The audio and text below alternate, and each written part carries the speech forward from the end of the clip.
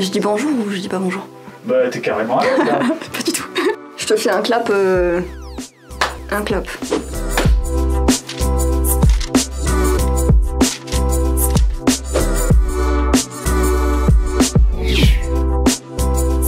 Moi c'est Céline Gélis, je fais des dessins d'architecture plutôt oniriques, fantasmagoriques. Je reprends des architectures déjà existantes ou qui ont existé. Je les redessine à l'encre et je viens mettre tout un univers un peu ésotérique, fantastique, proposer une autre lecture de ce bâtiment. Moi, ça va plutôt être dans ma vie de tous les jours, donc c'est-à-dire au travers des rencontres que je fais, au travers des choses que je vis. Et c'est vrai que je suis très très curieuse, donc j'écoute beaucoup de podcasts ou je regarde beaucoup de documentaires. Mon inspiration, c'est la vie en général. En fait, le besoin de dessin, c'est un mot qui est bien choisi justement.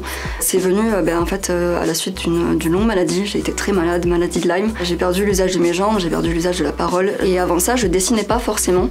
Et c'est vrai que chez moi, j'avais à ce moment-là des crayons. Et je me suis dit, ok, j'ai envie d'essayer quelque chose avec ça. J'ai envie de faire un portrait pour exprimer ce que j'arrivais plus à exprimer en mots parce que je pouvais plus parler.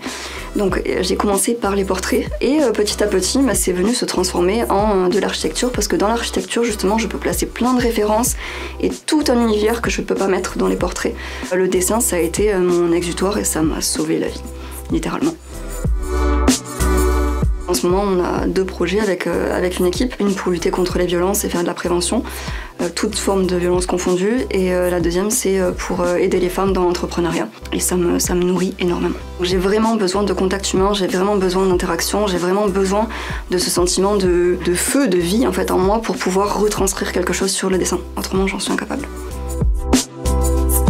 J'aime beaucoup la sculpture, d'ailleurs j'ai eu la chance de travailler avec un sculpteur pendant quelques mois. C'était Sébastien Langlois, un grand sculpteur sur Toulouse qui m'a pris sous son aile pendant quelques temps. Et après, à côté de ça, j'aime beaucoup tout ce qui est miniature, les maquettes, j'aime beaucoup ça.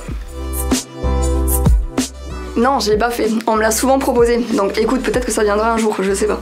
Et là, on est en train de me demander de dessiner des bâtiments. Il y a des personnes qui me disent, est-ce que je peux me faire tatouer le bâtiment que tu as dessiné? Avec plaisir, fais-toi tatouer le bâtiment, moi ça me remplit de joie. Et c'est vrai que j'avais pas pensé à ça au départ, donc pourquoi pas, on verra.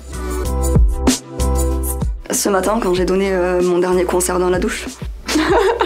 Tu chantais quoi alors? Il vaut mieux pas que tu saches. Ah ouais, tu parles, ça reste entre nous. Mais avec plaisir, merci à toi.